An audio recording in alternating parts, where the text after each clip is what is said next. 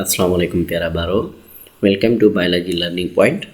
अॼु असां class inter मां हिकु ॿी वीडियो खणण वारा आहियूं जंहिंजो नालो आहे पेनक्रियास। लास्ट टाइम असां पहिरां थायराइड हार्मोन खे थायराइड खे डिस्कस कयोसीं। अॼु असां पेनक्रियास खे डिटेल में डिस्कस करण वारा आहियूं। अॼु असां पेनक्रियास खे इहो बि ॾिसंदासीं एंडोक्राइन एक्सोक्राइन जे तौर ते केतिरो कमु करे ऐं ग्लूकोज जी लेवल खे केतिरो मेंटेन करे। उन सां गॾोगॾु असां इहो बि ॾिसंदासीं त हिन जे जेको आहे कहिड़नि सेल्स में प्रॉब्लम अची वेंदी आहे त असांखे डायबिटीज़ थी सघे थी ऐं डायबिटीज़ जूं कहिड़ियूं टाइप्स आहिनि। शुरू कयो था अॼु जी असांजी वीडियो। पर पेनक्रियास असांजो मौजूदु किथे आहे? हीअ असांजो बिल्कुलु वेझो हूंदो आहे स्टोमक जे, ठीकु आहे। ऐं हीअ परफॉर्म कंदो आहे ॿिन्ही क़िस्मनि जा कम एंडोक्राइन ऐं एक्सोक्राइन जे तौर ते। एंडोक्राइन उनखे चइबो आहे जेको असां चऊं था डक्टलेस ग्लैंड, जेके पंहिंजी सीक्रेशन डायरेक्ट ब्लड में रिलीज़ कंदा आहिनि पर डिफ्यूजन जे थ्रू। एक्सोक्राइन उहे हूंदा आहिनि जिन वटि डक्ट हूंदी आहे। हीअ छा आहिनि? हीअ आहिनि असांजा पुट डक्टलेस ग्लैंड ऐं हिन डक्ट हूंदे। एंडोक्राइन सेल छा कंदा आहिनि पुट? सिर्फ़ु 2% जेको वेट हूंदो आहे असांजे पेनक्रियास जो उहो ई एंडोक्राइन हूंदो आहे। बाक़ी रिमेनिंग जेको 98% आहे उहो असांजो एक्सोक्राइन टिश्यू जे तौर ते कमु थो करे। हाणे अगरि असां ॻाल्हि कयूं था त एक्सोक्राइन जे तौर ते छा थो प्रोड्यूस करे, त एक्सोक्राइन जे तौर ते ही बाइकार्बोनेट जा आयन्स प्रोड्यूस कंदा आहिनि। उन सां गॾो गॾु डाइजेस्टिव एंजाइम्स प्रोड्यूस थींदा आहिनि। बाइकार्बोनेट आयन छा कंदा आहिनि? जेको एसिडिक काइम जेको असांजे इंटेस्टाइन में ईंदो आहे उनखे न्यूट्रलाइज़ करण में मदद कंदो आहे। उन सां गॾो गॾु डाइजेस्टिव एंजाइम मुख़्तलिफ़ क़िस्म जी डाइजेशन करण में मदद कंदा आहिनि। हीअ असांजे स्मॉल इंटेस्टाइन में ईंदा आहिनि पेनक्रियाटिक ट्रैक्ट जी मदद सां। 1869 ईस्वीअ में हिकिड़ो जर्मन मेडिकल साइंस स्टूडेंट हुयो जंहिंजो नालो पॉल लेग्रेंस। उन कुझु अनयूजुअल क्लस्टर जेके सेल जा हुया फैलिया पिया हुया पेनक्रियास में, उन्हनि खे हिन नालो ॾिनो आइलेट्स ऑफ लैंगरेंस। आइलेट्स ऑफ लैंगरेंस इन करे चयो वञे थो जो साइंटिस्ट हुयो जंहिं हिन खे डिस्कवर कयो इन करे। हीअ जेके क्लस्टर जेके एंडोक्राइन सेल जा आहिनि पुट, उहे ॿ हार्मोन सीक्रेट कंदा आहिनि डायरेक्टली असांजी सर्कुलेटरी सिस्टम में। उन्हनि मां हिकिड़े जो नालो आहे छा? Alpha cells. अल्फा सेल्स ऐं ॿियो आहे ग्लूकोगोन सेल्स। अल्फा सेल्स छा आहिनि पुट? हीअ हिकिड़ा पेप्टाइड हार्मोन आहे, ठीकु आहे, जेको हर हिकु आइलेट्स ऑफ लैंगरेंस जो सेल प्रोड्यूस करे थो, जंहिंखे असां अल्फा सेल्स था चऊं। अच्छा, अल्फा सेल्स सां गॾोगॾु ॿिया असां वटि अचनि था पेप्टाइड हार्मोन, जंहिंखे असां चऊं था glucagon. Alpha cells peptide hormone glucagon ॿिया सीक्रेट कंदा आहिनि। ॿिया जेका सेल्स आहिनि जिनखे असां बीटा सेल्स था चऊं, उहे वरी हिकिड़ो ॿियो पेप्टाइड जो हार्मोन सीक्रेट पिया कनि, जंहिंखे असां इंसुलिन था चऊं। इंसुलिन ऐं ग्लूकोगोन छा कंदा आहिनि पुट? एंटागोनिस्टिक जे तौर ते कमु कंदा आहिनि। एंटागोनिस्टिक मां मुराद आहे त हिकिड़ो हिकु शइ खे वधाईंदो त ॿियो वरी हिकु शइ खे घटाईंदो, मतिलबु त उबतो कमु कंदा। हीअ छा कंदा आहिनि पुट? रेगुलेट कंदा आहिनि कंसंट्रेशन जेका ग्लूकोज जी हूंदी आहे असांजे ब्लड में। जॾहिं बि ग्लूकोज जी लेवल वधंदी आहे त मिसाली ॻाल्हि आहे, असां मानी खाधी त ग्लूकोज जी लेवल वधल नज़र ईंदी तव्हांखे। इन में इंसुलिन छा थींदो आहे? रिलीज़ थींदो आहे असांजो। इंसुलिन छा कंदो आहे? मोस्ट ऑफ जेके बॉडी जा सेल हूंदा आहिनि उनखे चवंदो आहे त तव्हां छा कयो पुट? हू ग्लूकोज खणनि ऐं मेटाबोलाइज़ कनि एनर्जी जे लाइ इनखे, या इनखे कन्वर्ट कनि फैट में या ग्लाइकोजन में, छाजे लाइ? गॾु करण जे लाइ या स्टोरेज जे लाइ। उन खां पोइ अगरि असां ॻाल्हि कयूं था त ॿियो जेको अहम जेको स्टोरेज जो ऑर्गेन असांजो आहे, जीअं असांजो लिवर आहे, लिवर में जेको आहे सो ग्लाइकोगोन खे स्टोर कयो वेंदो आहे, ग्लाइकोजन खे जेको पॉलीसेक्राइड असांजो आहे, ग्लूकोज खे पॉलीसेक्राइड में कन्वर्ट कयो। हीअ असांजो कुझु स्ट्रक्चर आहे असांजे कंहिं पेनक्रियास जो पुट। हीअ तव्हांखे पेनक्रियास नज़र पियो अचे, स्टोमक आहे, हेठि असांजो स्मॉल इंटेस्टाइन ईंदो, हीअ पेनक्रियास आहे। पेनक्रियास खे तव्हां हीअं ॾिसी सघो था त हिन में हिकिड़ी डक्ट पई अचे, ठीकु आहे, हिन जे थ्रू पेनक्रियाटिक जूस रिलीज़ थींदा आहिनि। ऐं हीअ वरी जेको आहे असांजो हिन जो हिकिड़ो सेक्शन नंढो कढियो वियो आहे। ॾिसो हिन में तव्हांखे ॿाहिरियां जेके सेल्स आहिनि टोटल एक्सोक्राइन जे तौर ते कमु कंदा आहिनि, जंहिंखे असां एसिनस सेल पिया चऊं या डक्ट सेल पिया चऊं। जॾहिं त इन्हनि जे अंदरि तव्हांखे हीअ जेके ब्लू कलर नज़र पिया अचनि, इन्हनि खे जिनखे असां डार्क थोरो था करे ॾिसूं त हीअ तव्हांखे अल्फा सेल्स नज़र पिया अचनि। हीअ अल्फा सेल्स छा था कनि पुट? ग्लूकोगोन खे सीक्रेट था कनि। जॾहिं त इन्हनि जे सेंटर में तव्हांखे हीअ सेल्स नज़र था अचनि जिनखे असां बीटा सेल्स था चऊं। बीटा सेल्स मेनली छा था कनि? इंसुलिन खे सीक्रेट था कनि। उन सां गॾोगॾु हिकिड़ा तव्हांखे ॿिया बि सेल नज़र ईंदा जिनखे असां चऊं था डेल्टा सेल।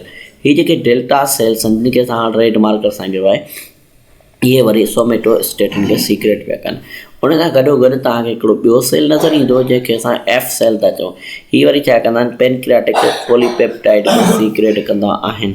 ठीक है पुट। ये असांजा छा इनक्रियास जा कुछ स्ट्रक्चर असां ॾिठोसीं। हाणे ॻाल्हि कयूं था त ग्लूकोज जी लेवल जॾहिं किरंदी आहे, जॾहिं ग्लूकोज जी लेवल किरंदी आहे, मिसाली ॻाल्हि आहे हिकिड़ो माण्हू आहे जंहिं सुबुह जो नाश्तो नथो करे त डायरिया उन पंहिंजी मानी छॾंदी त उनखे उहो ग्लूकोज न मिलियो। हाणे छा थींदो आहे हुते ग्लाइकोजन ग्लूकोगोन रिलीज़ थींदो आहे जेको एक्टिवेट कंदो आहे लिवर में। लिवर में बेसिकली इंजाइम्स कोन हूंदा आहिनि, पर लिवर में जेको बाइल हूंदो आहे उन में इंजाइम कोन हूंदा आहिनि। इंजाइम छा कंदा पुट, ब्रेक डाउन कंदा ग्लाइकोजन खे, छा के मेल्टोज वरी ग्लूकोज में कन्वर्ट थींदो। ठीकु आहे, त जीअं असांजे ब्लड जी लेवल बराबरि कई वञे। हीअ छा कंदो आहे पुट, प्रोमोट कंदो आहे, वधाईंदो आहे, ब्रेक डाउन कराईंदो आहे असांजे लिपिड जी, जेकॾहिं ग्लूकोज जी कमी थी वञे ग्लाइकोजन जी। ऐं उन सां गॾु फैटी एसिड्स रिलीज़ कंदो आहे, जिन छा कयो वेंदो आहे, मेटाबॉलिज़म कयो वेंदो आहे एनर्जी लाइ। उन सां गॾोगॾु छा कंदो आहे, इंसुलिन जी प्रोडक्शन खे घटि कराईंदो आहे। रिलीज़ थींदो आहे या रिसेप्शन जेका थींदी आहे, ठीकु आहे, टारगेट सेल ते। त इन कंडीशन खे छा चवंदा आहियूं असां, इन कंडीशन खे चवंदा आहियूं डायबिटीज़ मेलिटस। हाणे डायबिटीज़ मेलिटस बेसिकली छा आहे, डिफेक्ट माना कमी, घटि अगरि कमी थी वञे इंसुलिन जी त उन में असांजे लाइ इहो मसइलो थींदो। अच्छा, इन कंडीशन में छा थींदो आहे, ग्लूकोज जी लेवल जेका आहे पुट उहा वधी वेंदी आहे, हाई थी वेंदी आहे ऐं तब्दील थींदी आहे का बि मिठी शइ खाइण सां। हाणे जॾहिं बि तव्हां ग्लूकोज जंहिंखे इंसुलिन थी वेंदी, जंहिंखे जिनखे बि मसइलो थी वेंदो आहे छाजो, इंसुलिन जो प्रॉब्लम थींदो आहे, त उन्हनि जे लाइ वॾा मसइला का न आहिनि। इनखे असां बाद में ॾिसंदासीं, पहिरीं असां हिनखे थोरो डिस्कस करे वठूं त जेकॾहिं इंसुलिन कमु करणु छॾे ॾिए त जेको पर्सन हूंदो उनखे छा थींदी, डायबिटीज़ थींदी। ठीकु आहे, उहो रिलाए कंदो छा ते, वधीक हैविली, वधीक तेज़ीअ सां फैट एनर्जी जे तौर ते इस्तेमालु थींदी। ठीकु आहे, ऐं उन सां गॾोगॾु छा थींदो, हाई सर्कुलेशन लेवल वधी वेंदी लिपिड जी ब्लड में। उन सां गॾोगॾु कोलेस्ट्रॉल वधी वेंदो, जंहिंमें अगरि घणी ख़तरनाक डायबिटीज़ थी वञे त पुट उन सां छा थींदो, फैट डिपोज़िट थी वेंदी ब्लड जे वेसल्स में, ऐं उन सां असां वटि इहो मसइलो थींदो त हाई ब्लड प्रेशर थी वेंदी ऐं हार्ट जूं डिज़ीज़ थियणु शुरू थींदियूं। फैट डिपोज़िट थींदी आहे, जेके असांजो स्मॉल वेसल्स हूंदियूं आहिनि, जेके डैमेज थी वेंदियूं, डैमेज करे सघंदी छाजे असांजे आइज़ जे रेटिना खे। उन सां गॾोगॾु हिन में छा थींदो, ब्लाइंडनेस बि थी सघे थी, नज़र बि घटि थी सघे थी बेसिकली, पर बल्कि नज़र सफ़ा वञी बि सघे थी। उन सां गॾोगॾु किडनी जेको आहे सो उहा बि फेल थी सघे थी। इहे जेके सभु प्रॉब्लम अचनि पिया, कंहिंजे करे पिया अचनि, डायबिटीज़ जे करे पिया अचनि, मतिलबु त इंसुलिन जी कमी जे करे पिया अचनि। हाणे असां अगरि अचूं था हेठि त असां वटि अचे थो डायबिटीज़ मेलिटस 1 टाइप 1। हीअ हिकिड़ो ऑटो इम्यून डिसऑर्डर आहे, मतिलबु त हिन में असांजो जेको इम्यून सिस्टम आहे उन जो जेके सेल्स आहिनि उहे वञी जेके असांजा अटैक कंदा बीटा सेल ते, पंहिंजनि सेल्स ते। मतिलबु हिननि खे ईअं लॻंदो त हीअ असांजे बॉडी जा सेल्स को हिननि खे ख़तमु करिणो आहे, त इन्हनि ते अटैक करणु शुरू करे छॾंदो। तंहिंजे करे या त असां वटि थोरो या त सफ़ा इंसुलिन न ठहंदो, जेको तक़रीबन छा थींदो आहे त बॉडी जेको एंटीबॉडीज़ प्रोड्यूस कंदी आहे उन जे करे थींदो आहे। एंटीबॉडी कंहिंजे ख़िलाफ़ु बि प्रोड्यूस थी, बीटा सेल जे ख़िलाफ़ु ऐं आइलेट्स ऑफ लेग्रेंस जे ख़िलाफ़ु। त हिन में छा थींदो, हिनखे ट्रीट कयो वेंदो आहे इंसुलिन इंजेक्शन सां, त जीअं हुनखे कंट्रोल कयो वञे शुगर जी लेवल खे। पर जेकॾहिं अहिड़ी कंडीशन आहे जंहिंमें असां वटि नथो थिए इहो कमु या कंट्रोल, त उन में ॿी हिकिड़ी कंडीशन आहे जंहिंखे असां चऊं था diabetes type 2। Diabetes type 2 basically हीअ पुट कंहिंजे करे थींदो आहे, हीअ जेनेटिक हिस्ट्री जे करे थींदो आहे, मोटापे जे करे थींदो आहे, या स्ट्रेस जे करे थींदो आहे, या एक्सरसाइज़ न करण जे करे थींदो आहे, फिज़िकल एक्टिविटी न करण जे करे थींदो आहे, या उमिरि वधण जे करे थींदो आहे। टाइप 2 में छा कयां, इंसुलिन प्रोड्यूस थींदी आहे, पर उन जा जेके बॉडी जा जेके सेल्स हूंदा आहिनि, टारगेट सेल्स, उहे रिस्पॉन्स कोन ॾींदा आहिनि उन जे इंसुलिन खे। त हिन खे कंट्रोल कयो वञे थो लो कार्बोहाइड्रेट जे खाइण सां। हिनखे तव्हां घटि मिठाण वग़ैरह खाइण सां हिनखे असां कंट्रोल करे सघूं था, मानी वग़ैरह घटि खाइण सां। ॾिसो पुटु, हाणे हिन में थिए छा थो, हीअ असांजे स्ट्रक्चर आहे जेको डायग्राम ॾिनल आहे, हिनखे असां ॾिसूं था। त पहिरीं असां ग्लूकोगोन जी ॻाल्हि था करे वठूं।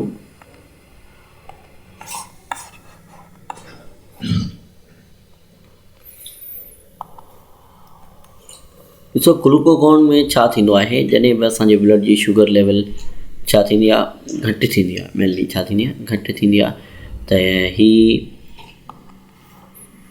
पेनक्रियास रिलीज़ कंदो आहे ग्लूकोगोन। ग्लूकोगोन लिवर वटि वेंदो आहे। लिवर छा कंदो आहे, ग्लाइकोजन के ग्लूकोज में कन्वर्ट पियो करे, ठीकु आहे। ऐं इन तरीक़े सां असांजी ब्लड जी लेवल वधे पई, ठीकु आहे। हाई ब्लड ग्लूकोज लेवल थी वेंदी, ठीकु आहे। स्टिमुलेट छा पियो करे, ग्लाइकोजन जी ब्रेकडाउन पियो करे।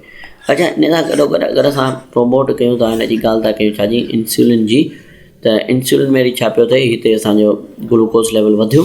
ग्लूकोज लेवल जीअं वधियो त इन छा कयो, पंहिंजो सिग्नल हिकिड़ो एंजाइम हार्मोन रिलीज़ कयो, सॉरी इंसुलिन छा थो करे, ग्लूकोज के ब्लड में खणाए थो वधीक, ऐं उन सां गॾोगॾु पंहिंजे टिश्यूज़ ॾे थो वञे, ठीकु आहे। उन सां गॾोगॾु ॿियो छा थो करे, लिवर ॾे थो वञे, जेके स्टिमुलेशन करे थो छाजी, ग्लाइकोजन जी फॉर्मेशन जी, त जीअं असांजे ग्लूकोज जी लेवल छा थी वञे, नॉर्मल थी वञे, घटि थी वञे। इन तरीक़े सां पेनक्रियास जेको आहे सो असांजो वॾो अहम रोल अदा करे पियो छा में, ग्लूकोज जी लेवल खे कंट्रोल कराइण में। त पुटु इहो हुयो असांजो अॼु जो टॉपिक, जंहिंमें असां ॾिठोसीं त असांजो जेको आहे सो पेनक्रियास खे। उमेदु आहे त हीउ वीडियो तव्हांजे लाइ फ़ाइदेमंद थियो हूंदो। इंशाल्लाह मिलंदासीं हिकु ॿी वीडियो में। तेसिताईं पंहिंजो खोड़ सारो ख़्यालु रखंदा। मूंखे ॾींदा इजाज़त। अल्लाह हाफ़िज़।